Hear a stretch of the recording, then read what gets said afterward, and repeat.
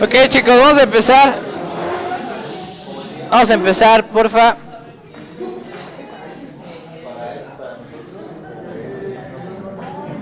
Ok, bueno, pues bienvenidos al curso. Bienvenidos todos al curso. Déjenme primero lo más importante. ¿Cómo vamos a estar poniéndonos de acuerdo y nuestro contacto? Entonces, ahí va. Déjenme. Lo primero es que, bueno, yo utilizo esta plataforma que se llama el Google Classroom para compartir todos los archivos, sus calificaciones, los trabajos. Ese es nuestro canal de comunicación entre ustedes y yo. Y bueno, ahí dice los pasos para poder ingresar al Google Classroom. La primera parte, pues, tener una cuenta de Gmail. Si lo hacen con otra cuenta, no se va a poder. Tiene que ser con una cuenta de Gmail, no puede ser cualquier otra institucional, lo que ustedes quieran. Luego viene la parte de ingresar a la página del Classroom y ahí en la barra superior ya con su cuenta le dan en el botón de más, ingresan el código de la clase, apunten el código de la clase. Lo más importante, sin ese código pues no pueden ingresar a nada del curso. Y bueno, ahorita si ustedes ingresan van a ver que ya hay algunas cosas ahí ahora sí que en el Classroom. Hay algunos archivos que son los primeros, el cómo inscribirse al curso. Y número 2, ¿verdad? Pues va a haber ahí un pequeño curso, ¿verdad?, de Python, con la idea de que ustedes, no es lo mismo que se ve aquí, lo diré desde cero, no es lo mismo que se ve aquí, pero bueno, si ustedes quieren avanzar algo por el estilo, ahí también voy a estar subiendo las clases, estamos grabando, pero ustedes podrán decir, me confío y me voy a mi casa y no tomo la clase, total la va a subir el profe, sí, va a estar atrasado unos 15 días, ¿no? Entonces todos sus trabajos van a estar atrasados 15 días. ¿Por qué? Porque pues no soy instantáneo, ¿eh? En lo que subo el video y en lo que hago toda la cosa, pues se va a tardar, ¿no? Entonces, tengan en consideración que ustedes pueden acceder a una clase que no hayan venido, pero va a estar con retraso, 15 días de retraso, más o menos. Yo estimo que son 15 días de retraso. Y bueno, esa es la primera parte. ¿Todos ya apuntaron el código? ¿Puedo cerrarlo? Va. ¿Sí lo apuntaron? No, bueno, va otra vez. Para todos los que tardaron un poquito, ahí está el código de la clase. Son minúsculas, son X1, X8, RX, 6K. Ahí vamos a estar subiendo todos los archivos, etcétera, ¿no? Va. Lo voy a cerrar y vamos a poner la segunda parte importante para nosotros, que es la evaluación, ¿verdad? Todo el mundo quiere saber cómo va a pasar el curso, que para mí sería lo menos importante, ¿eh? Sería más importante que aprendieran, pero bueno, lo voy a hacer un poquito más grande. Lo importante del curso, ¿ok? La evaluación va a estar repartida en 3 calificaciones. Primer parcial, 40%, segundo parcial, 40% y departamental, 20%. Dice ahí, en caso de no aprobar la evaluación parcial, pues tendrán que presentar el ordinario, ¿qué? El ordinario A, pues ya ni modo. Y en caso de no pasar el A, pues se van hasta dónde? Hasta el B. Yo espero que ninguno de ustedes esté ni siquiera en el ordinario A. Ustedes trabajan y hacen todo conmigo. Soy super barco y los dejo pasar. Entonces, bueno, ahí está, reglas. Dice ahí, reglas para el examen, se puede utilizar apuntes, notas del curso, debería decir ahí computadora. Pueden usar computadora, obviamente pueden usar computadora. Pero la idea es que no se comuniquen. Y yo les diría, no le crean a su compañero si él piensa que está bien, a lo mejor está mal. Y no sería una buena idea. En el caso de los exámenes en línea, vamos a hacer bastantes exámenes en línea. Este semestre vamos a estar haciendo exámenes en línea. Y en estos exámenes en línea lo que va a pasar es que, bueno, ustedes tienen que realizarlos en tiempo y forma. Si no los realizan, pues se les van a ir yendo los exámenes. Son exámenes sencillos, 5 o 10 preguntas. Contestan sí, no, opción múltiple, algo por el estilo. Y es para evaluar el lenguaje de Python. Ustedes sepan por lo menos comunicarse con su computadora. Si no saben, pues no pueden pasar a la segunda parte, ¿no? Que es la parte fuerte de análisis numérico, ¿no? Y luego entonces va la otra parte. El primer parcial, 100% van a ser ¿qué? Autoevaluaciones de actividades, ¿no? Todavía tengo pila, va. Y dice ahí, todas las evaluaciones y las actividades se van a entregar en línea. Las voy a estar poniendo en el flash. Les voy a poner actividad 1, realizar tal examen. ¿No? 10 preguntas, les doy 15 días y tienen 2 oportunidades de presentar. Lo presentan la primera vez y dicen, bueno, creo que puedo hacerlo mejor. Antes de que cierre el examen lo presento una segunda vez y yo tomo la mejor calificación de las dos y es la que escoge. Así de fácil. ¿Qué otra cosa es importante ahí con los exámenes? Bueno, una vez que cierre el examen, pues yo le voy a dar ahí clic de cerrar el examen. Kimba, muerte. Y ya no nos va a dejar hacer el examen. Entonces la idea es que ustedes vayan trabajando conmigo a la par, porque si no, se atrasan y va a pasar que al final, cuando lleguemos a la segunda parte, si no saben programar lo básico, se van a perder montones en la última parte, ¿no? Entonces, bueno, primer parcial 100% de autoevaluaciones, todo va a ser vía en línea, ahí en el Classroom. Y el segundo parcial pues está dividido en dos cosas, ¿no? Número uno, pues son los proyectos. ¿Qué son los proyectos? Pues yo les voy a dejar ahí casos a cada quien. Y como lo hacen en la industria, no les preguntan, oye, ¿quieres trabajar con tu compañero? No, yo voy a agarrar al azar y les voy a ordenar en grupos, ¿no? A ti te toca trabajar con él y él, ¿no? Ordénale como quieras, hazle como quieras, te toca trabajar con ellos y les dejo un proyecto y ustedes lo hacen, ¿no? Así es en la industria, así es afuera, así va a ser aquí adentro también. Entonces, ese proyecto o esos proyectos van a ser 2 o 3 proyectos, los tienen que entregar pues antes de que acabe el curso, ¿va? Les voy a poner la fecha límite y ustedes pueden venir a hacer preguntas, oiga, no me sale esto, no me sale el otro, y yo les echo la mano, ¿no? Y hasta ahí, ¿no? Esa sería la forma de los proyectos. Y el segundo va a ser un examen presencial. Este va a ser en la última sesión del curso, ¿no? Y en el examen presencial pues, les va a pedir que desarrollen algunas ecuaciones, algo necesario para el código. No les va a pedir tanto de transporte, les va a pedir más desarrollo de lo que vamos a ver aquí en clase, que son la parte numérica o la parte de los algoritmos, toda esa parte, ¿no? Digamos que el examen, pues está difícil. Sí, va a estar difícil. Pero dice ahí, la aprobación mínima es ¿con qué calificación? 5, ¿verdad? O sea, con que ustedes saquen 5 y les vaya bien en el proyecto, yo les echo la mano hasta que saquen 8 y 9. O sea, yo les echo la mano porque el 70% va a ser su proyecto, ¿no? Así. Si ustedes pasan con una calificación de 5 para arriba, pues hacen la mitad del examen bien, yo les doy, ¿qué? 30% del examen, o sea, digo, ok, les fue mal en el examen, no hay bronca, pero les cuento mal los proyectos, que es lo que se van a estar dedicando a lo largo del semestre. Y puse ahí algunos ejemplos para aquellos que tengan dudas de cómo se califica. Por ejemplo, este de aquí, ¿no? El alumno obtuvo una calificación en el examen de 4, ¿no? Y en los proyectos tuvo un 9, ¿no? Pero es probable que si obtuvo un 4 en el examen es porque no participó mucho en su proyecto, ¿no? Sí, nada más pusieron su nombre ahí en el proyecto y dijeron, lo vamos a dejar pasar, ¿no? Entonces, ¿qué voy a hacer? Digo, ok, como sacaste 4 en el examen, pues el 70% es el que el examen y el 30 va a ser ¿qué? Tu proyecto. ¿Por qué? Porque no me estás demostrando al menos los conocimientos, mitad del examen bien. Y entonces su calificación ahí es mala, ¿va? Para mí es mala, 5, que va a redondear a 6, pues sí, ya lo dejaré pensar, pero ni modo. Este es el otro ejemplo, ¿va? En el otro ejemplo, pues la persona, ¿qué hace ahí? No entregó a tiempo el proyecto, ¿va? O no entregó proyecto, o le fue mal en el proyecto. Y aunque le vaya muy bien en el examen, estamos hablando aquí de esto del análisis numérico, pues qué bien, pero igual se va a sacar ¿cuánto? 6. ¿Por qué saca 6? Porque no hizo bien su proyecto, ¿verdad? Le valió y dijo, no, pues no hay que hacerlo, y lo dejó sin hacer. Y luego el caso feliz, ¿verdad? Ahí está el caso feliz. Pasó el examen apenitas con ¿cuánto? Con 5, ¿verdad? Y en el proyecto le fue bien y saca 8, ¿verdad? Obviamente si entrega mejor proyecto, mejor examen, pues la calificación va a ser de 8 para qué? Para arriba, 8, 9 y 10. Dependiendo de lo que ustedes lleguen a querer sacar. Ya después de ver esto van a decir, no, pues ya me arrepentí, voy a sacar mi silla. Creo que fue demasiado pronto para ponerse contento. Y número 3, el departamental, bueno, este nos los exige la Facultad de Química. Y los tengo que contar. Y este, siempre les digo, este es como el salvavidas, ¿no? Como los 2 puntos que todo el mundo tiene. Tenemos un promedio en este grupo de 9.8 en el departamental. O sea, el departamental normalmente viene muy fácil comparado con lo que vemos aquí en el curso. Entonces todo el mundo saca 9. Entonces ese no hay problema. Por eso no me preocupo. Este es su salvavidas, sus 2 puntos que seguro van a tener siempre y cuando hagan el examen. Y ahí dice cómo se hace el examen. Se envía en línea. Lo voy a enviar en línea. O sea, envío el archivo con lo que tienen que hacer.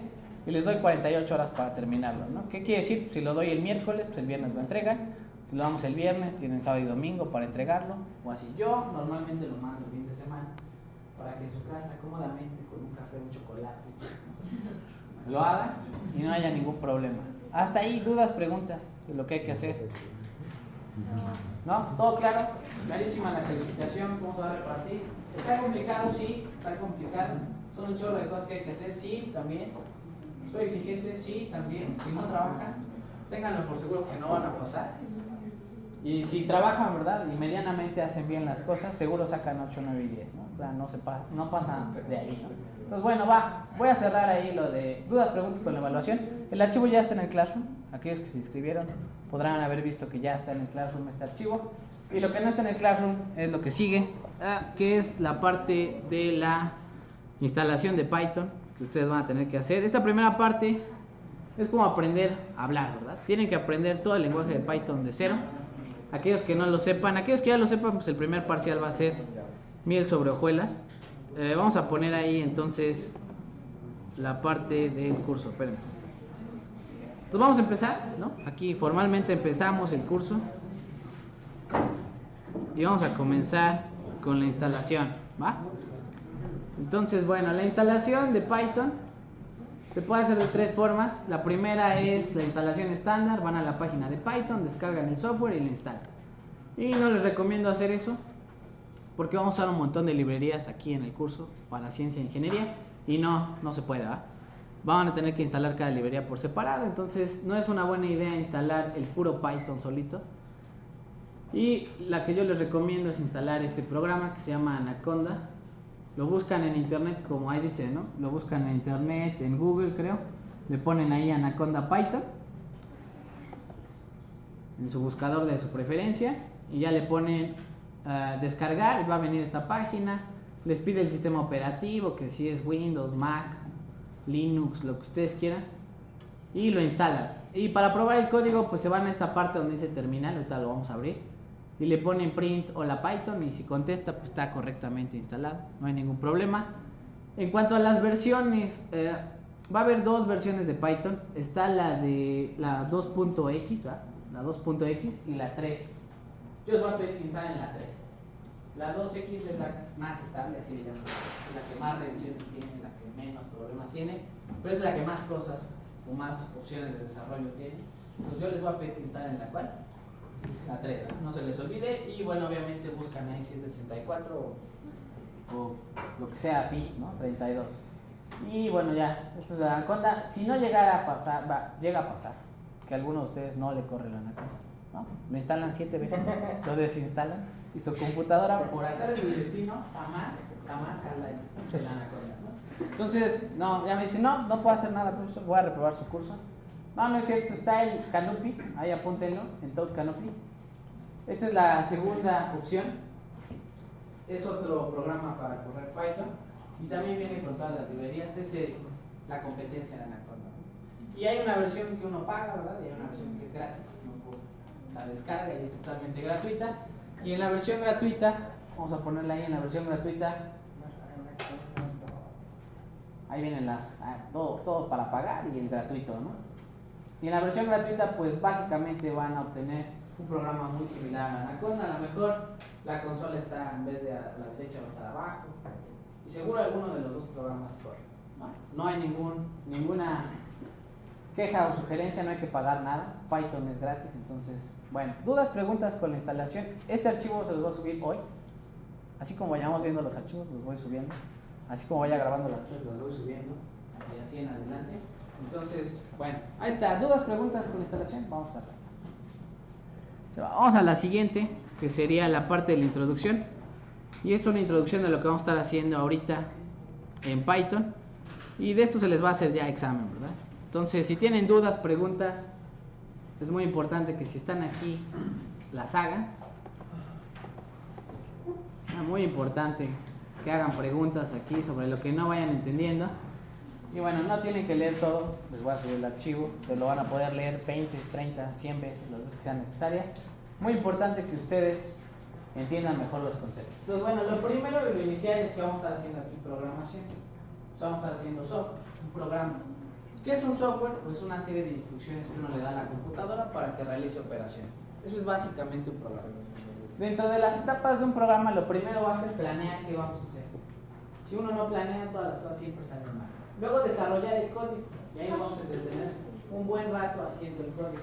Cuando estemos aquí en clase, ustedes van a estar metiendo los conceptos ahí al programa y luego van a hacer la prueba del código, o sea, lo van a ejecutar, ¿no? Le van a poner el run, ejecútalo, va a correr y va a pasar, ¿verdad? Aquí todo el mundo le va a suceder, profesor, mi programa no corre, ¿no? Levantan la mano.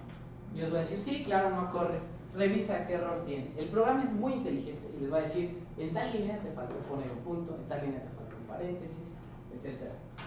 La programación es un arte de precisión, ¿verdad? Si les falta algo, punto, coma, comita, comillas, paréntesis, lo que sea, el programa no va a correr, se va a detener y les va a decir, no sé qué me quisiste decir, y no lo voy a ejecutar. Entonces, mucha gente se pasa mucho tiempo en la parte 4 de depurar errores. Les voy a enseñar ahorita con el Spider, o más adelante si no, cómo hacer la depuración de los errores, o sea, cómo correr pedacitos de código y decir hasta dónde va bien el programa y hasta dónde ya no está corriendo bien, ¿no? Qué es lo que está ejecutando, etcétera, ¿no? Y luego la 5 pues ya sería la implementación. En la implementación pues juegan dos personas, la persona que hace el programa y la persona que usa el programa, ¿no? El programador le llama y el usuario. Ustedes son usuarios del Excel, ¿no? Ustedes agarran el Excel, lo abren y se ponen a hacer cosas ahí. ¿Cómo está hecho el Excel? Pues quién sabe, atrás de la computadora hay un montón de código haciendo cosas. En la parte de atrás, ¿no? Esa es la parte de la implementación donde salen más errores, ¿no? ¿Qué sucede? Pues que el usuario le da clic y no hace lo que quiere. Y entonces, ¿qué hacen ustedes? Se van y mantienen el código, van a estar arreglando problemas.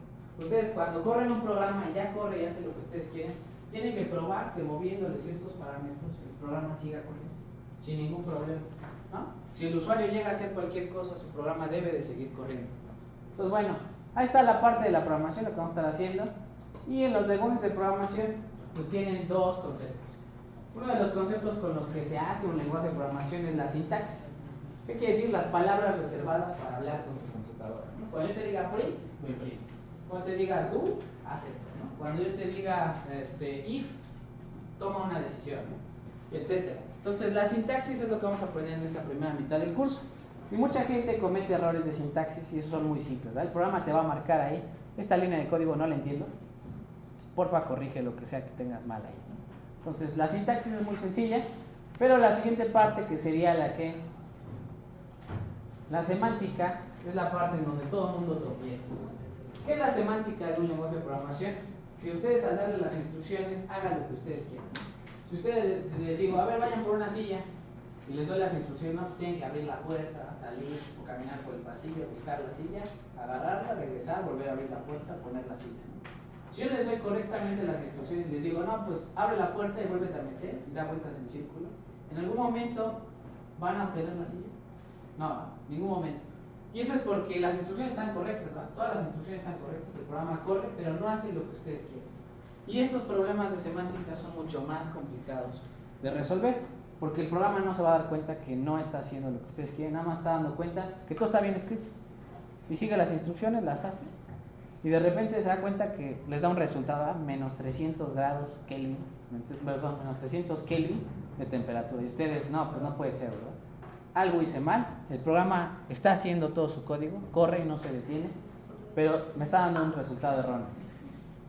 Y luego, bueno, lenguajes de alto y bajo nivel. Hay que saber que los lenguajes de alto nivel son como los que vamos a estar usando aquí en Python. El lenguaje que van a aprender se parece mucho al inglés. Print para imprimir, todas las palabras que vamos a estar utilizando se parecen mucho al inglés. Mientras que un lenguaje de bajo nivel, pues tendríamos que darle todas las instrucciones en código binario a la computadora, así 0, 1, 0, 0, 0, 1, 0, y con eso te estoy diciendo imprime, ¿no? Entonces, nuestro lenguaje de programación es un lenguaje de programación de alto nivel, y no quiere decir que el de bajo nivel sea peor, pésimo, sino que se ocupa en otras aplicaciones, ¿no? Si ustedes van a hacer un dispositivo para un automóvil, pues a lo mejor no tiene una computadora que esté corriendo el programa, ¿no? Tienen a lo mejor un chip nada más, y con ese chip pues van a tener que ejecutarlo en puro código binario, ceros y unos. Entonces, hay veces que es necesario el lenguaje de bajo nivel y a veces de alto. Lo que vamos a usar nosotros es de alto nivel. Y luego está compilar e interpretar. Voy a platicar qué es compilar e interpretar. Ya sé que ahí viene el chorro completo, ¿verdad? Entonces va. Cuando ustedes escriben todas las instrucciones, le dicen a la computadora, haz esto, haz lo otro, imprime esto, suma estas dos variables y así. Lo que va a pasar es que obviamente su computadora no entiende el lenguaje que ustedes están poniendo ahí. Cuando ustedes van escribiendo cada una de estas líneas, pues las tienen que pasar a código binario. Y hay dos métodos. Método número uno es, cada línea la leo, la paso a código binario, y luego ¿qué hago? La ejecuto. Eso sería interpretar. Línea por línea, ejecuto la instrucción. La cambio del lenguaje Python al lenguaje máquina y la ejecuto. Y la segunda sería que, bueno, yo escribo todo el programa, y todo el programa lo traduzco a código máquina, ceros y unos.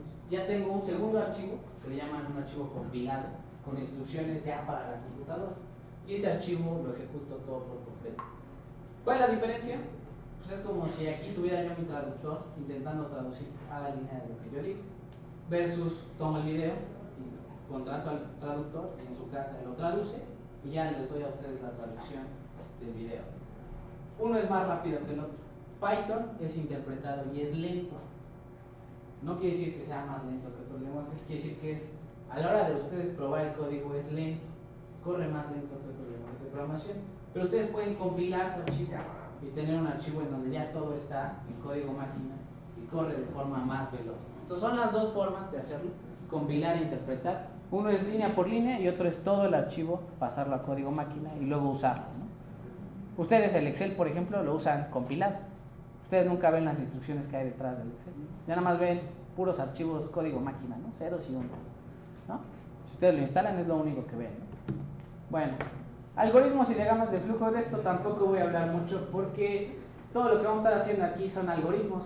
Un algoritmo pues son instrucciones ordenadas de lo que tiene que hacer la computadora, y una forma de representarlo son los diagramas de flujo. Hay que saberse alguna simbología de los diagramas de flujo, que es para representar un código, ¿no?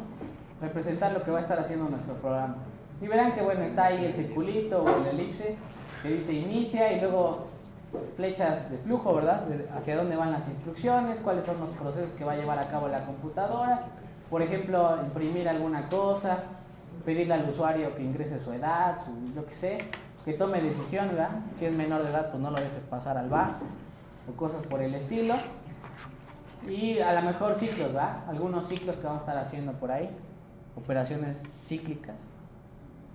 Y luego el final del código, ¿no? Y bueno, en esta parte de los diagramas de flujo no los voy a estar ocupando yo. Rara vez voy a poner aquí un diagrama de flujo en el pizarrón, con la idea de que ustedes entiendan un poquito mejor lo que está haciendo la computadora atrás. Normalmente lo que vamos a usar nosotros es algo que se llama pseudocódigo. Dejen ponerlo del pseudocódigo. ¿Qué es el pseudocódigo? Lo voy a comparar aquí en dos. Ese es lado derecho, diagrama de flujo, lado izquierdo, pseudocódigo. Los dos representan un programa de la computadora. Y dice ahí, comienza el programa, ¿no? Begin, creo que todo el mundo entiende la palabra begin. Y luego dice, declara una variable que dice i es igual a 0, ¿no? Asigno que la variable i tiene valor de 0. Y luego le pregunto a ese triangulito, es una decisión, le pregunto, oye, i es igual a 0. Y si la respuesta es verdadera, pues imprime que i es igual a 0. Y si no, imprime que e es distinta de 2, perdón, de 0. Si i es igual a 2, imprime i vale 2. Y si no, ponme i es distinta de 2. Y entonces el programa va a tomar la decisión y va a decidir cuál de las dos impresiones hacer, si la del lado verdadero, el true, o el lado falso, el false. Y luego continúa el código y dice, vele cambiando valores for, para valores de i entre 0 y ¿qué? Y 10, ¿no? Incluye al 0 y no incluye al 10, y ve aumentando el valor de i en 1, ¿no? Empieza en 0, luego 1, luego 2, luego 3, y ve imprimiendo los valores de i, ¿no? Aquí en la parte donde dice true, cada vez que estés dentro de una iteración o dentro de un ciclo, imprime la variable i y regresa a ver si ya acabaste con las 10 impresiones que tenías que hacer, y al final termina el programa. Esa sería la estructura de un programa. Y del lado izquierdo pues verán que está el pseudocódigo. El pseudocódigo lleva esta sangría para decir lo que está dentro de una decisión o lo que está afuera de la decisión. Por ejemplo, ahí i igual a 0, define igual i igual de 0 y le pregunto if, que en español sería si i es igual a 0, entonces print, imprime este texto, ¿no? Else, en caso contrario, imprime esto otro, ¿no? Y luego le digo for, cuenta desde 0 hasta 10 y ve avanzando de 1 en 1, imprime la variable i, ¿no? Así es como se representan los algoritmos en la modernidad, ¿no? Todos los libros ustedes ya no van a ver diagramas de flujo. ¿Por qué? Porque son muy complicados, las flechitas, hay que ir poniendo cosa por cosa con simbolitos, que si triangulito, etc. Y del otro lado pues nada más es texto. Para la gente ha sido mucho más sencillo transmitir código usando el pseudocódigo. Entonces bueno, más cosas, lenguajes de programación estructurados y no estructurados. En la antigüedad se utilizaba una instrucción que se llama goto. Esta instrucción goto lo que permitía era al programa brincar de una línea de código a otra. Y entonces ya se imaginarán, les decía, haz estas 5 líneas de código y luego brinca a la línea 0. Y vuelve a ejecutar la línea 0, la 2, la 3. Y luego ahí brinca a la línea 135 y ejecuta esa línea de código. Y imagínense si hay un error, seguir el error es andar brincando en la página. No sé si les ha pasado, que los mandan a leer un libro y les dice, vaya a la página 3 donde estaba el diagrama. Y uno dice, rayos, ¿por qué me manda a la página 3? Y de la página 3 pasa al apéndice 2, a donde está, y tú, rayos, otra vez ya me hizo brincar. Pues la gente en programación se molestó, ¿verdad? Y dijo que va a haber unos lenguajes que son estructurados y otros que no son estructurados. Y los estructurados prohíben la instrucción go to. ¿Qué quiere decir? Es algo fuerte porque nuestro programa siempre va a correr de arriba hacia abajo. La primera instrucción va a ser la de hasta arriba, la que se va a ejecutar, y de ahí hacia abajo va a ir ejecutando todas las instrucciones, obviamente de izquierda a derecha, como si estuviéramos leyendo un texto. Entonces, cuando ustedes van estructurando las instrucciones, deben de considerar todo el tiempo que la primera instrucción es la de arriba, y así subsecuentemente van a ir ejecutando las instrucciones hacia abajo, ¿no? Entonces, hay que saberlo. Porque luego me dicen, ¿y por qué no identifica X? Ah, pues pusiste a X abajo, ¿verdad? Y como todavía no ejecutas la línea de código, pues no sabe ni quién es X. ¿Cómo le dices imprime X si todavía no le defines ni siquiera quién es X, ¿no? Problemas así, ¿no? Y bueno, de ahí la gente en programación distinguió ciertos patrones que son necesarios para un lenguaje de programación. Y esto le llamaron los paradigmas de programación. ¿Qué es un paradigma de programación? Pues todos nosotros nos ponemos de acuerdo y decimos, Python por lo menos me debe de ayudar a sumar, restar, multiplicar y dividir, ¿no? Hacer operaciones aritméticas. A eso le vamos a llamar el paradigma aritmético. Si alguien quiere hacer su lenguaje de programación, por lo menos que sepa sumar, restar, multiplicar, dividir, etc. Y luego llegó otra persona y dijo, no, pues a mí yo necesito funciones. No, yo soy gente de matemáticas, necesito una función. Entonces mi lenguaje me debe de permitir hacer funciones. Pues le vamos a llamar a ese el paradigma funcional, ¿no? Y así, ¿no?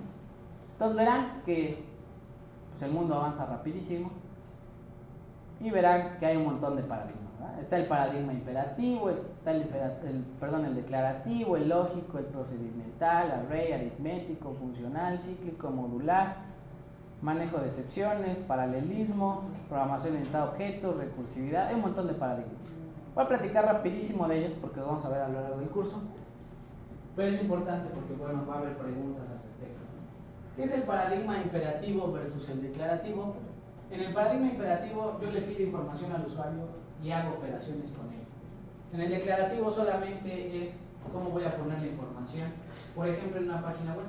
En una página web pues viene el título, vienen imágenes, viene texto, hay Facebook, etc. Pero nada más dice dónde las voy a poner, no dice qué operaciones voy a realizar con él, ¿no?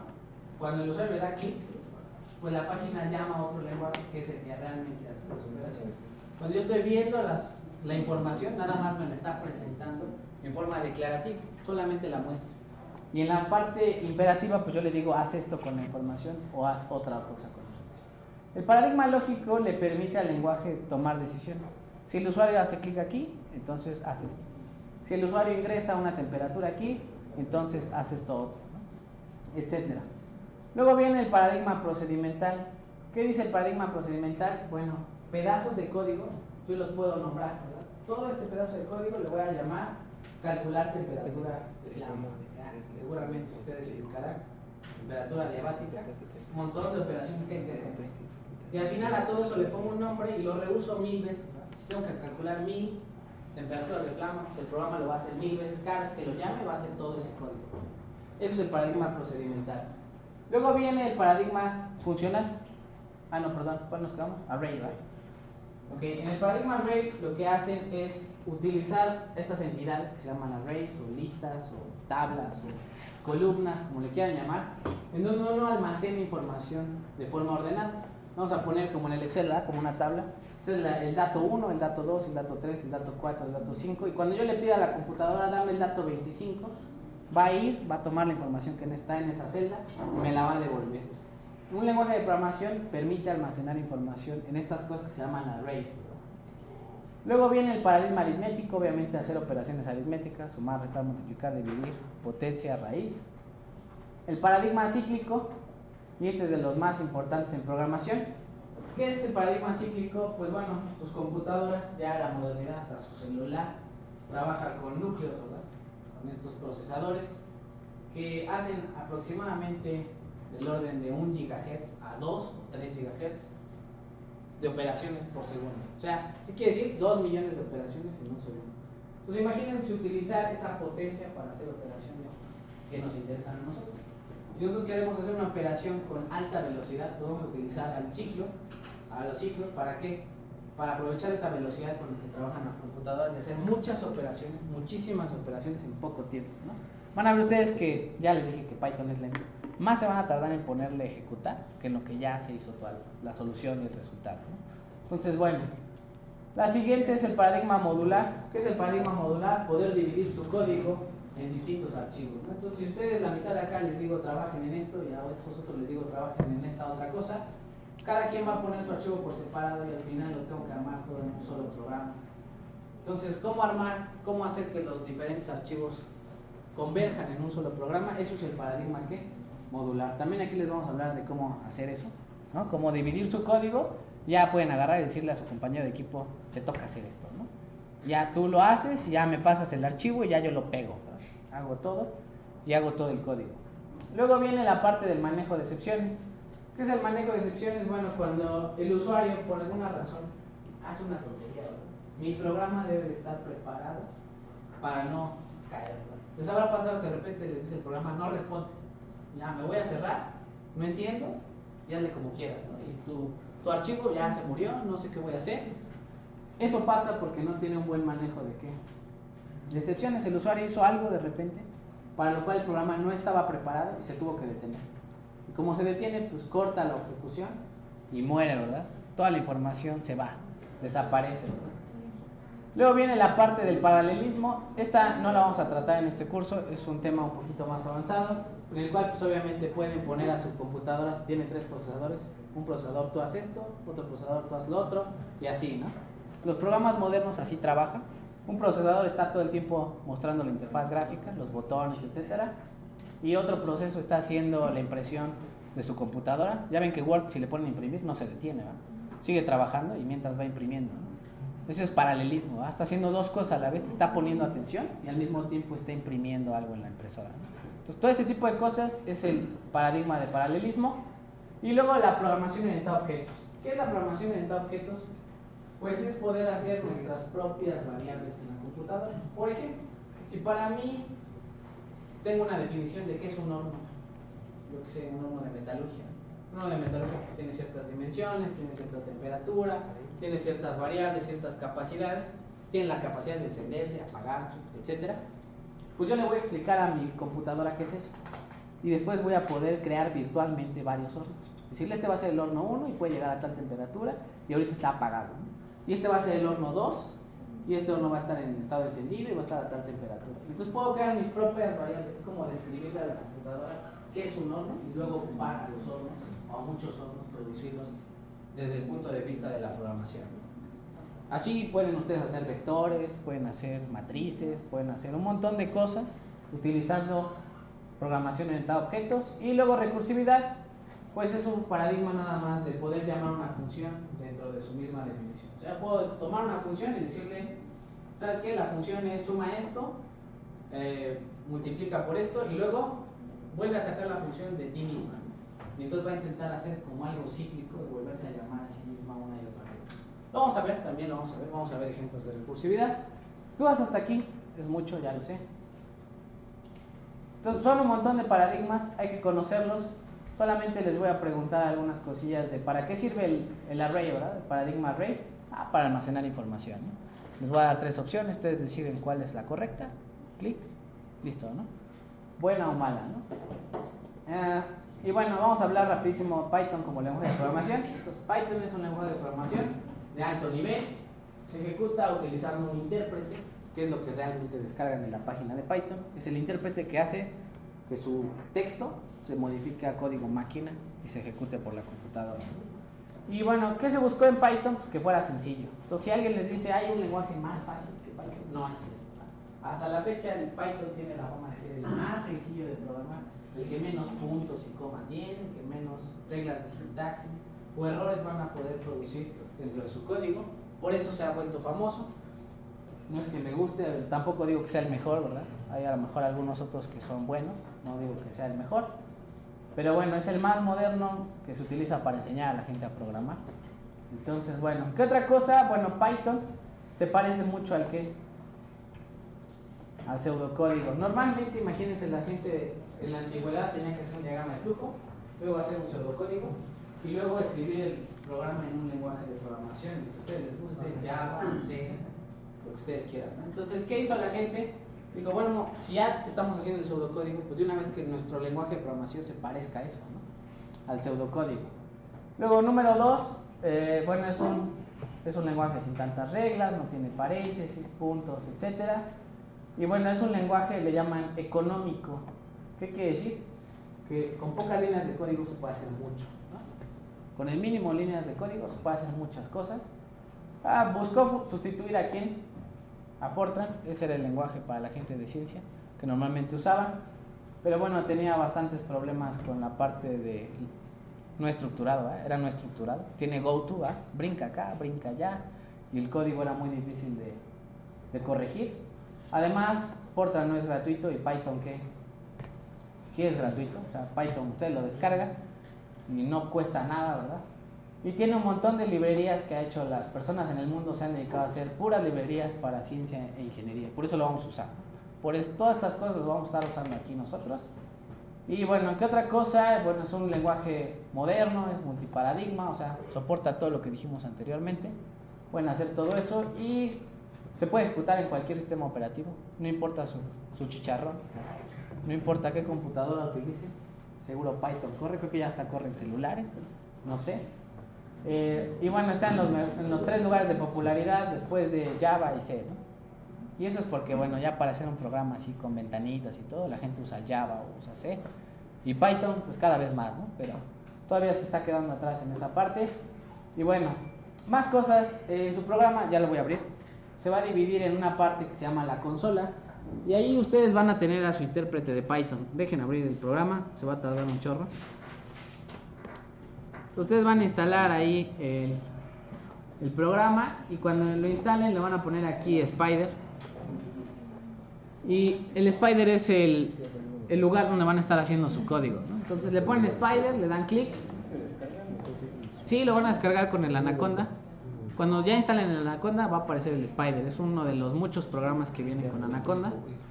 Y bueno, lo van a abrir ahorita, a ver si abre. Se digna abrir rápidamente. Y bueno, ¿qué es la terminal de Python? En la terminal de Python podemos probar alguna construcción de código. O sea, si ustedes quieren probar algo, ¿qué van a ir directamente a dónde? A la terminal. Todo lo que hagan en la terminal se va a guardar en la memoria RAM. Si yo le digo a la computadora, oye, X vale 5, Y vale 10, todo eso se va a meter a la memoria RAM. Vamos a ver dónde están guardadas cada cosa. Y cada vez que reinicie yo la terminal, voy a borrar toda la memoria RAM y voy a volver a arrancar mi programa de cero. Otra de las cosas, bueno, pues que ustedes ahí podrán poner cualquier instrucción y para ejecutarlo pues le ponen Enter. A ver si aparece ahorita, abre, etcétera. Y bueno, es muy interactivo, ¿verdad? Esta parte de la consola. Otros lenguajes de programación no tienen eso porque son compilados, pues hay que hacer el archivo, traducirlo todo y luego ejecutar. Y Python, pues línea por línea las puede ejecutar una por una. Entonces, es muy didáctico, ¿verdad? Vamos a decirlo así. Ustedes escriben algo y luego prueban. ¿Sirve? Sí, ya jaló. No sirve. No, a ver, ¿qué hice mal? ¿No? Y lo ejecutan. Y la segunda va a ser los scripts. ¿Qué es un script? Pues es una serie de instrucciones de Python. Este ya va a ser su programa como tal.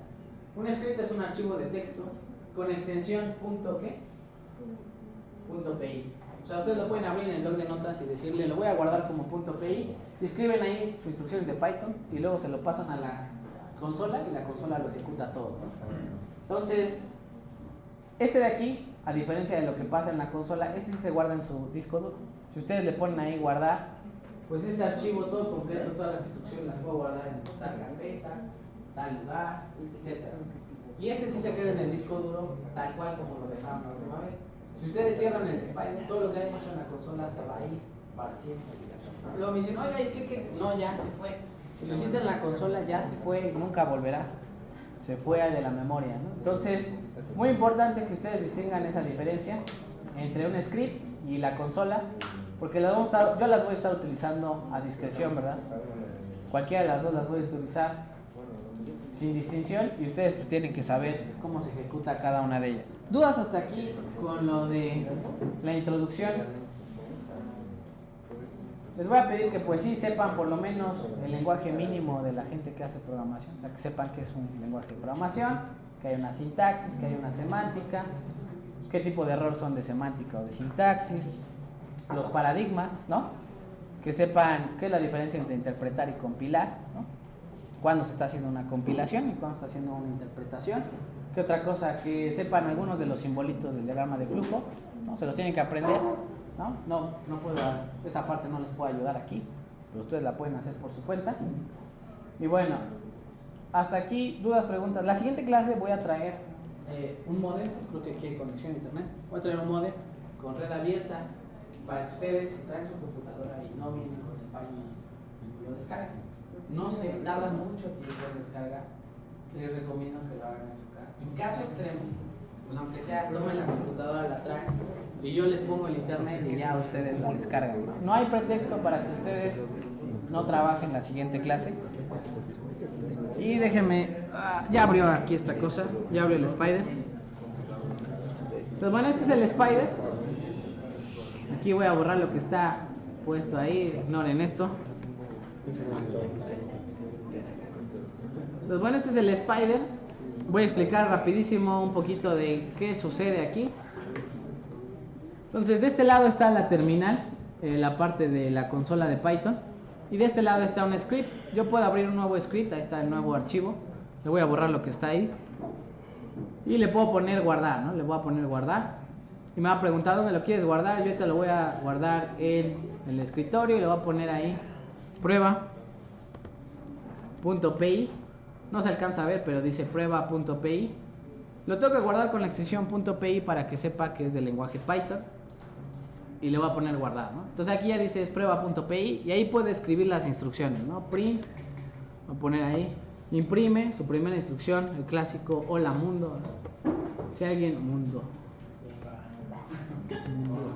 hola munda, ¿no? Y voy a poner otra impresión, print, voy a poner aquí, fin del programa. Y le voy a poner otra impresión al inicio, yo que sé, print. Hola. Otra de las cosas, yo de repente pongo el acelerador y escribo, y escribo, y escribo. Entonces, si alguien necesita que me detenga, les voy a decir, voy a borrar. No, levanta la mano y dice, espera tantito, ¿no? Porque de repente yo voy rápido y ustedes van a decir, no, todavía no, apenas estoy copiando, ¿no? Entonces, bueno, ahí está. Y la voy a ejecutar, voy a ejecutarlo. Aquí tiene botoncito de play. Juega conmigo y dice ahí, ejecuté este archivo, corrí este archivo en la dirección tal. Y las líneas que me pediste que hiciera la impresión pues son hola, hola mundo, fin del programa, ¿no? Etcétera. Y verán que bueno, pues esta ejecución pues ya se guardó ahí en la consola. Igual puedo hacer aquí las instrucciones, pero tendría que hacer una por una. Print, igual, ¿no?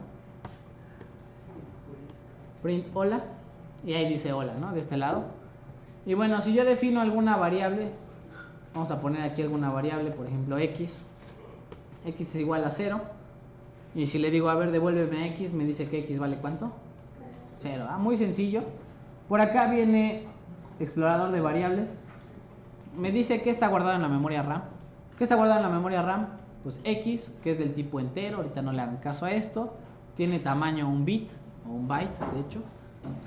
Y el valor que contiene ahorita es el 0, ¿no? Entonces aquí pueden ver las variables que están guardadas en su memoria RAM.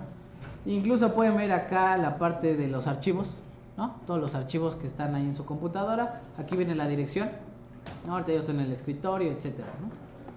Y bueno, yo aquí puedo reiniciar mi consola. De este lado le puedo poner ahí reiniciar el núcleo y me va a decir, ¿está usted seguro? Sí, no estoy borracho. Y sí deseo reiniciar el núcleo. Entonces ya reinicia el núcleo y toda la memoria RAM se borra. Ahorita van a ver que ya la X va a desaparecer de la memoria RAM.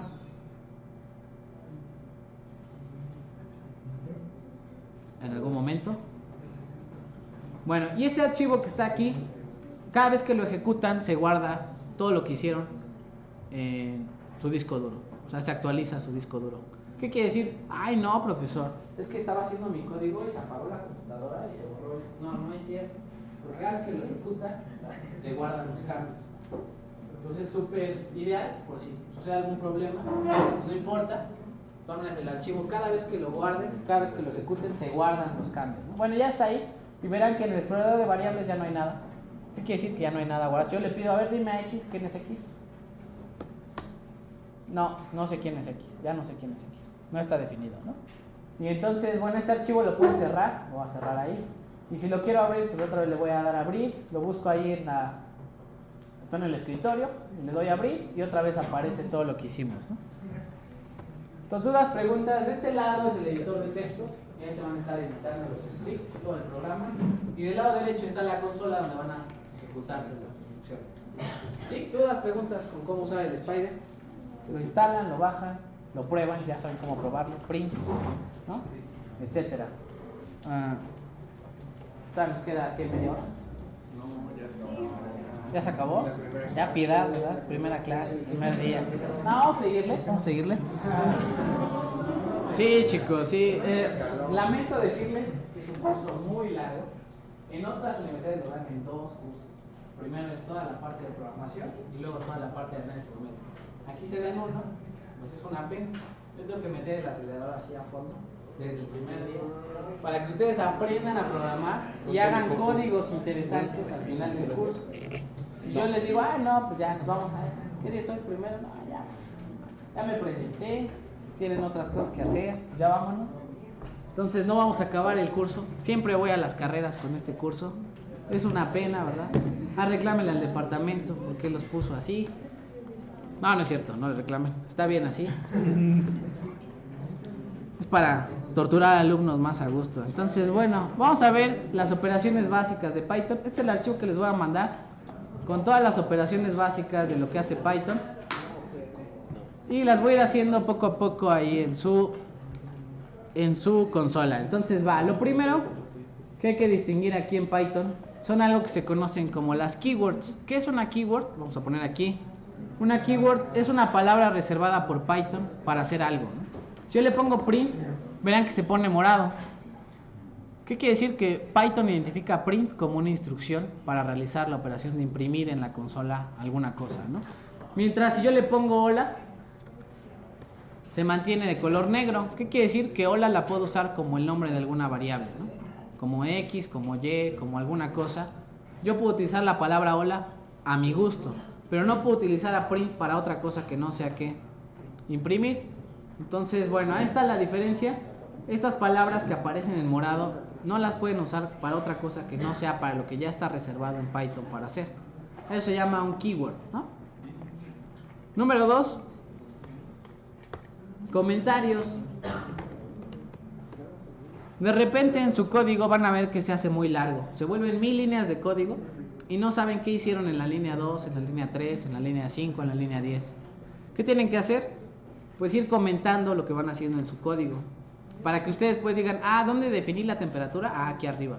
¿Dónde calculé el calor? Aquí abajo, ¿no? Todos sus programas, porfa, pónganle comentarios. Así me ubico yo cuando los reviso, así se ubican ustedes cuando los están produciendo, ¿sí? Un comentario pues es una línea de código que ignora el programa. El programa no le interesa la línea de código porque dice es para el programador, ¿no? El programador se entiende, él sabe para qué la puso.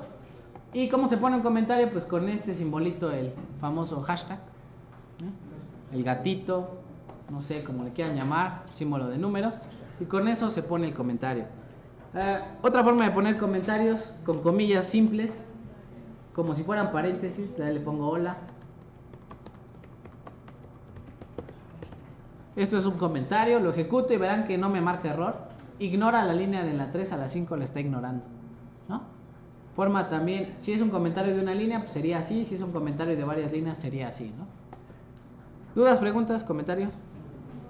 Ningún comentario, perfecto. Sale. Bueno, la siguiente pues obviamente es la impresión. Cómo realizar impresión en su programa, que ya lo vimos con print, ¿no? Y ahorita les voy a decir así como regla de juego. Más adelante vamos a ver por qué. Todo ahorita entre comillas, lo que sea texto, le voy a poner aquí hola.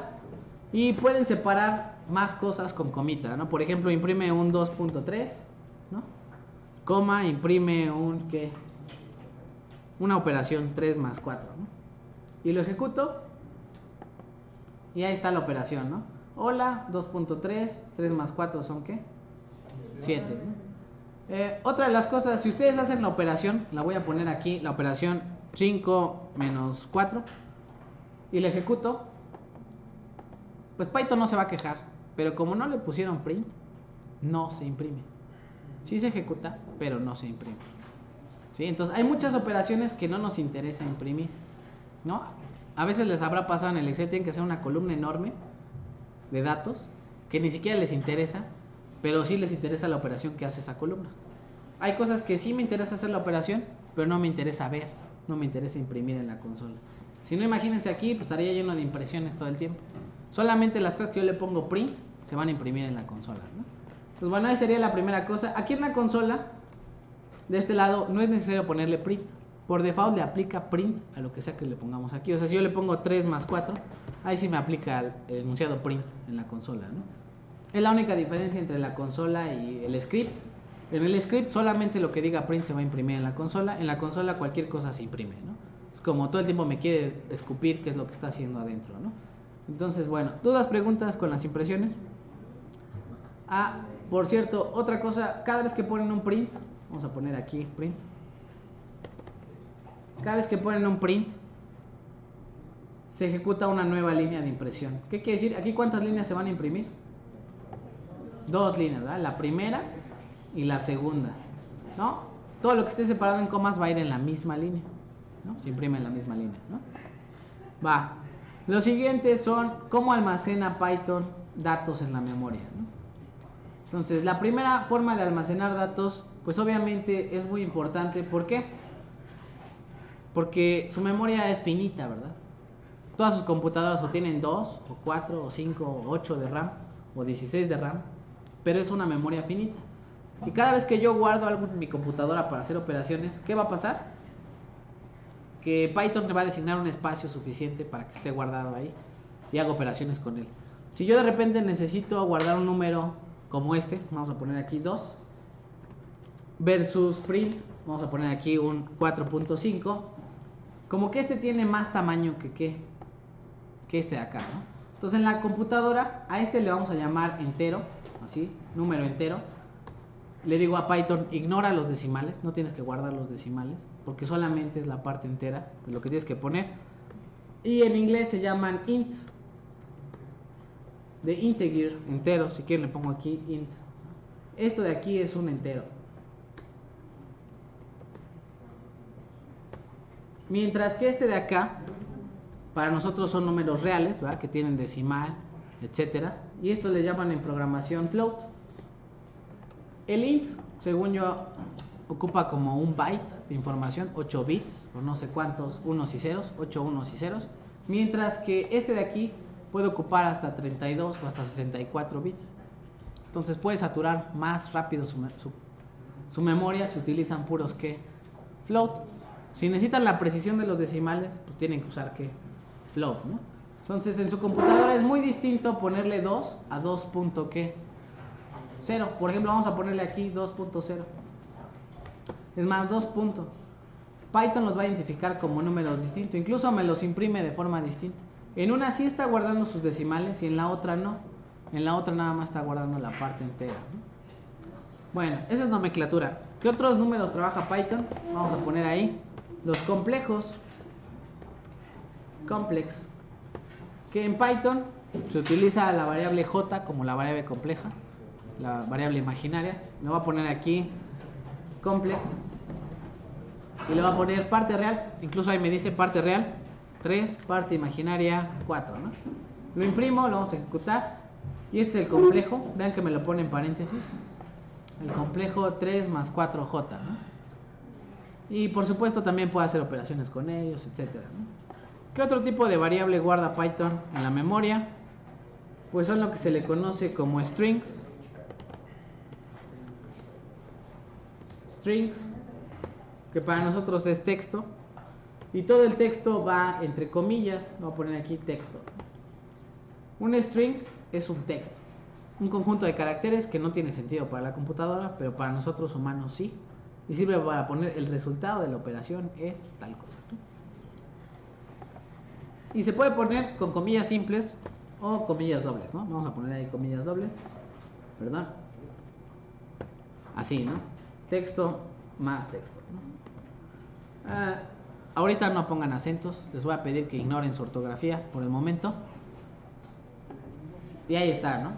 Los strings son cadenas de caracteres, ¿verdad? Para que los humanos podamos entender los programas, ¿no? Y otros, los últimos tipos de datos primitivos que usa Python. Aquí vamos a poner tipos de datos. Datos primitivos. Es lo básico con lo que ustedes deben de trabajar. Son los booleanos, ¿verdad? Print, vamos a poner aquí, que se llaman bool. Y estos les van a causar un montón de dolores de cabeza, que son true, con T mayúscula, y false. Son lo más básico en computación, 1 y 0, encendido o apagado, verdadero o falso. Y sirven para tomar decisiones en un programa, ¿no? Si algo es verdadero, hago estas operaciones. Si algo es falso, hago estas otras, ¿no? Entonces, estas variables también están reservadas. Vean que se ponen en morado. Son palabras reservadas por Python para definir verdadero o falso, ¿no? ¿Dudas hasta aquí? ¿Puede repetir lo de bool? Bool. Bool es una variable que es un solo bit. Para Python es un 1 o es un 0. Y me sirve para tomar decisiones. Cuando yo le pongo true, le estoy dando a Python un 1, le digo esto es verdadero. En caso de que sea verdadero, pues hace estas operaciones. En caso de que sea falso, hace estas otras, ¿no? Y así poco a poco. Entonces, la parte de los booleanos es para tomar decisiones, es lógica matemática, tablas de verdad, tortura de alumnos. No, no es cierto, Python sabe lógica, ustedes no tienen que saber lógica, eso lo vamos a ver más adelante, ¿no? Lógica matemática es suficiente con que ustedes sepan plantear el enunciado lógico y Python sabe todas las tablas de verdad y todas esas cosas, ¿no? Entonces, ¿dudas, preguntas hasta aquí? Con los tipos de datos con los que pueden trabajar en Python. Ok, ¿cómo distinguir los tipos de datos en la computadora? Por ejemplo, acá en la consola le voy a poner type. Por ejemplo, si quiero saber con qué tipo de dato está guardado un 2, le voy a dar type y me dice que es un dato del tipo ¿qué? Entero. Si yo les pongo aquí type A, cierto, en la consola, si ustedes ponen la flecha hacia arriba, escribe el último comando que pusieron ahí, ¿no? Por ejemplo, el último comando que puse ahí fue run file y va poniendo los comandos que fuimos poniendo ahí, ¿ya vieron? Hasta que la reinicie, etcétera, ¿no? Olviden esto. Entonces, si le pongo type y le pongo así, ¿cómo lo está guardando en la memoria? Float. Aquí se está guardando los decimales, ¿no? Etcétera. Y si le pongo, yo que sé, type true, me dice que es un ¿qué? Es un booleano, ¿no? Para él significa verdadero. ¿Dudas, preguntas hasta ahí? ¿Cómo transformar? Sí. ¿Y esto lo hace automático el programa? O sea, no importa que usted anteriormente le puso que cada carácter tiene un nombre. Si le pongo ahorita, cuando descargue el programa, le pongo tip 2, Sí, tiene que aparecer el int float. Esa es una palabra, es una función reservada por Python que le pregunta al programa, oye, ¿qué tipo de datos está aquí adentro? Ah, pues es un flotante. Ah, es un entero. Como diciendo cómo lo estás almacenando en la memoria, ¿no? Y bueno, la siguiente va a ser cómo transformar un dato a algún tipo en la memoria. Por ejemplo, si yo tengo un 2, así, a secas, y lo quiero transformar a flotante, le voy a poner float y lo voy a encerrar en esta función. Vean que el 2, ahí está, esto de aquí, lo de adentro es un entero, un int, y cuando le doy enter, lo transformó a ¿qué? A flotante, ¿no? Entonces, si tengo una variable, por ejemplo, x es igual a 10, y le digo, quiero que transformes a x en ¿qué? En flotante, pues le pongo float x, ¿verdad? Flota a x, así llaman, le dicen, ¿verdad? ¿Qué quiere decir? Aumenta el tamaño de memoria y ahora almacena los decimales también, ¿no? ¿Se puede ser del lado izquierdo? No, tiene que ser así entre paréntesis. No. Ah, sí, claro, aquí, de este lado, ¿no? Print, para él le tengo que poner print para que me lo imprima, ¿verdad? Print, float, ¿qué? Float, yo que sé, 3, ¿no? Lo ejecuto y ya sale ahí 3.0, ¿no? ya lo transforma a flotante. Sí. ¿La cantidad de memoria aumenta conforme más decimales guarda o...? Ok, por default Python trabaja con 32 bits y guarda aproximadamente 15 cifras significativas. ¿Qué quiere decir? Pues una cifra antes del punto y 14 hacia atrás. Todas las demás, después de la 14ª cifra decimal, se ignoran. Son 15 cifras significativas, todas las demás van a bailar.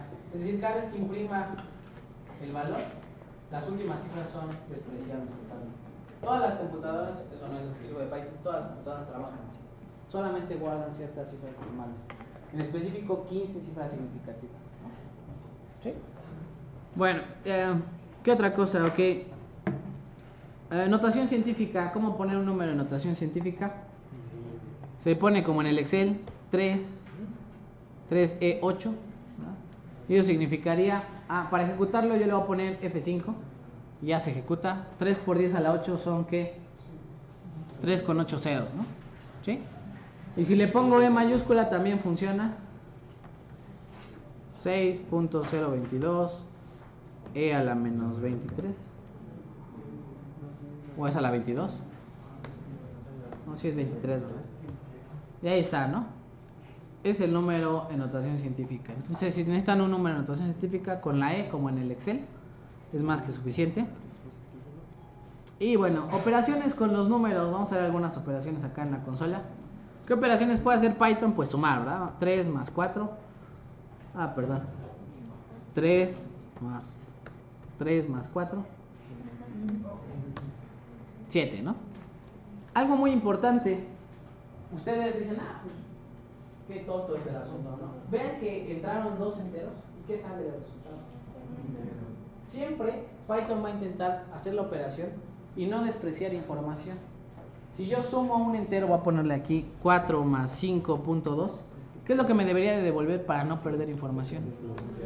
Un float, ¿no? ¿Qué quiere decir? Aunque yo sume un entero más un flotante, Python todo el tiempo va a buscar no perder información. Lo va a transformar el tipo de datos suficiente para tener toda la información completa, ¿no? Igual si lo hago con un complejo, vamos a ver algún complejo. Yo que sé, 4 entre complex. Esa es división, obviamente la diagonal es división. Entre complex 3,1 si quieren. Y le voy a dar ejecutar y ahí me sale el complejo, ¿no?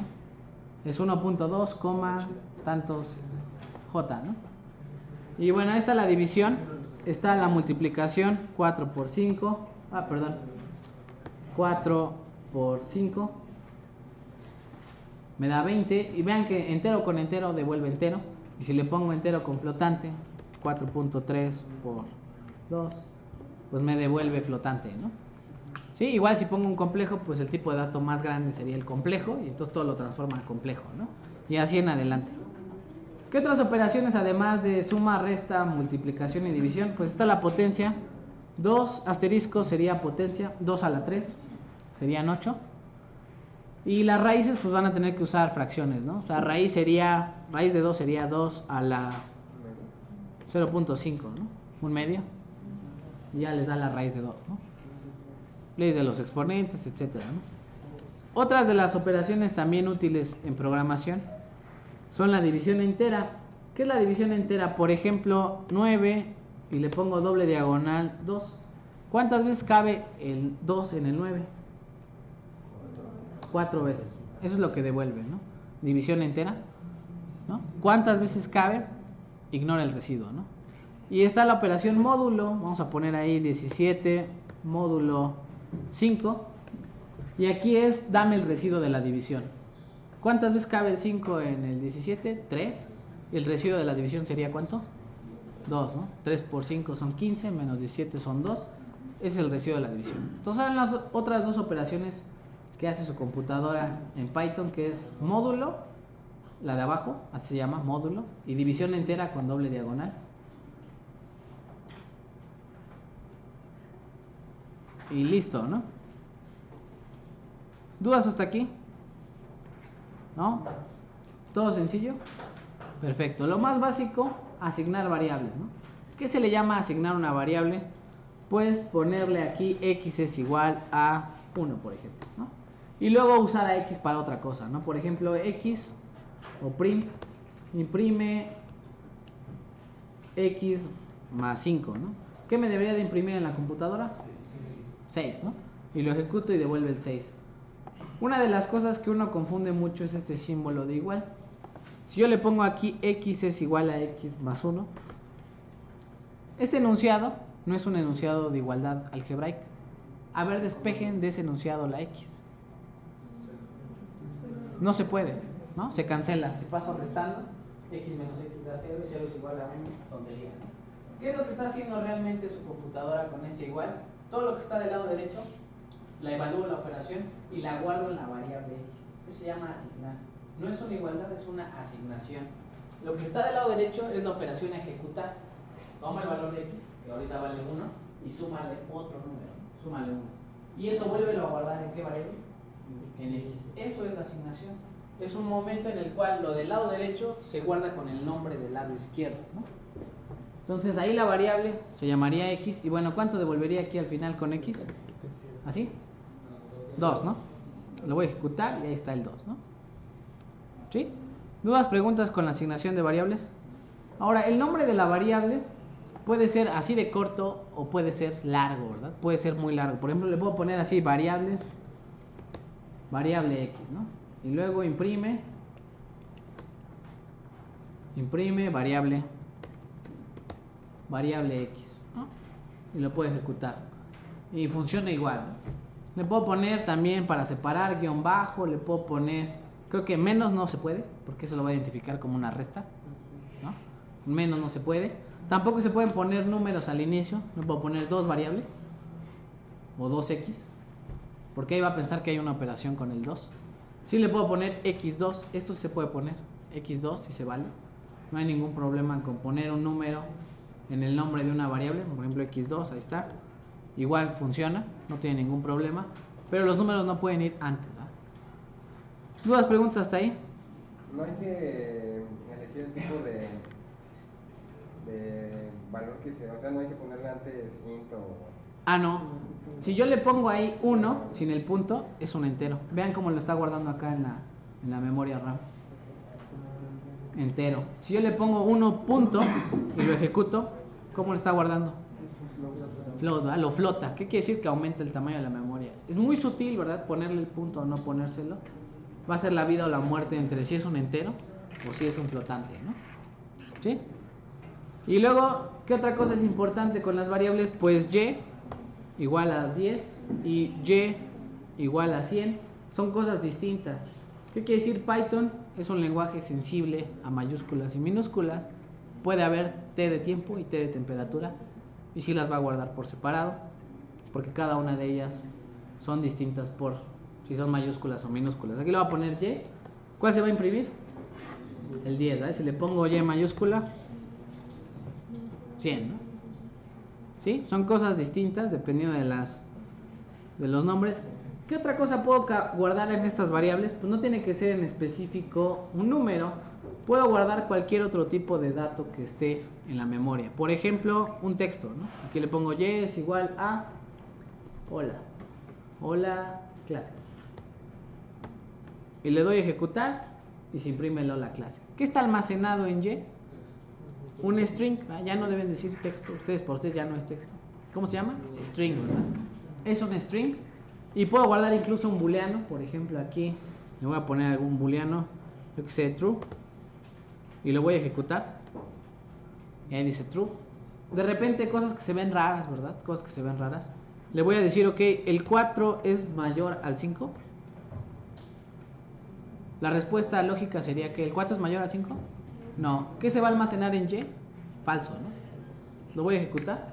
Ahí está, falso, ¿no? ¿Sí? Se hace la operación lógica y se guarda la variable, el resultado en y, ¿no? Si es verdadero o es falso, ¿no? ¿Qué otra cosa importante? Ok, actualmente en Python agregaron unos operadores, lo voy a poner aquí, y es igual a 0, unos operadores que hacen más corta la operación de hacer esto, ¿no? Y es igual a y más 1, así.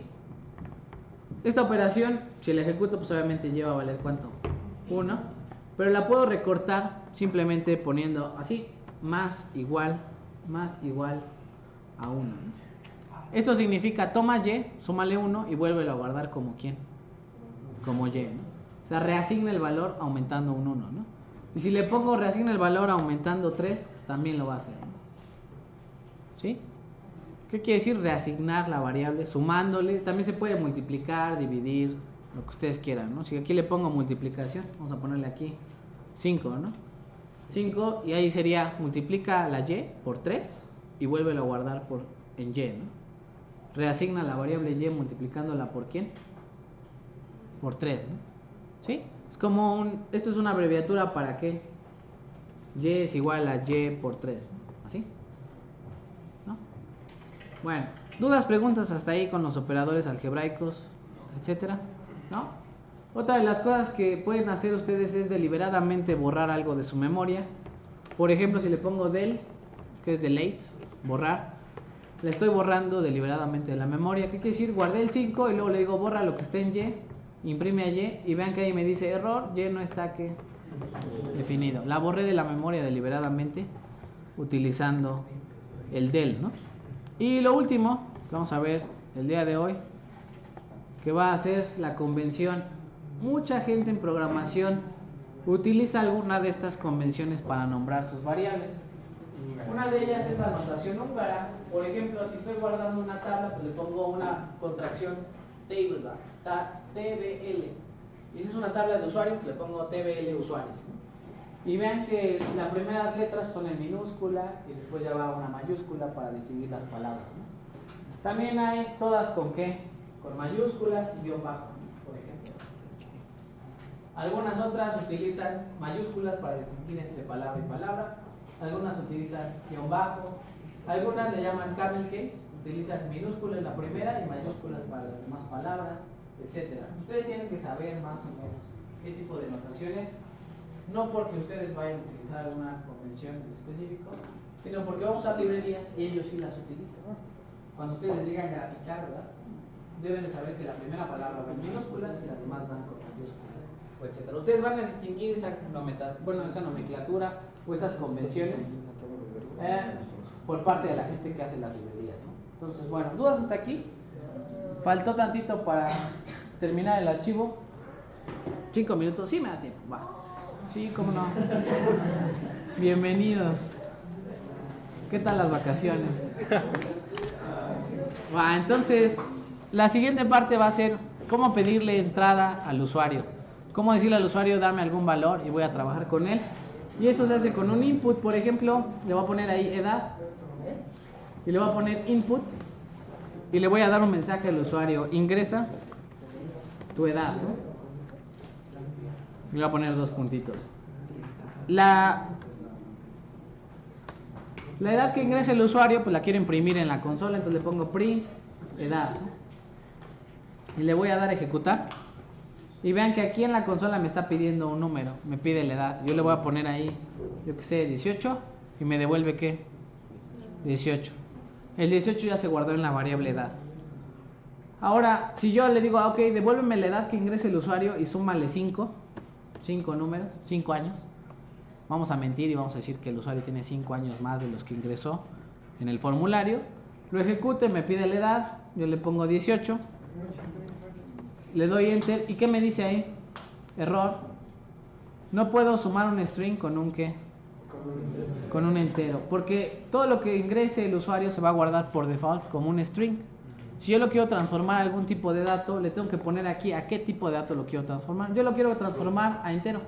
Le pongo int, transforma lo que sea que ingrese el usuario entero, ¿no? Lo voy a hacer un poquito más corto esto. Y le digo, ok, el usuario va a ingresar una edad, lo transformas entero, lo guardas en la variable edad y luego le sumas 5, ¿no? Lo ejecuto, me pide la edad, le pongo ahí la edad y me devuelve la edad más 5, ¿no? Así funcionan todos los programas. Piden cosas del usuario, clics, datos, archivos, lo que sea, y devuelven resultados, ¿no? ¿Qué hacen con esas cosas que ingresa el usuario? Las guardan en variables, trabajan con ellas y luego las devuelven como un resultado.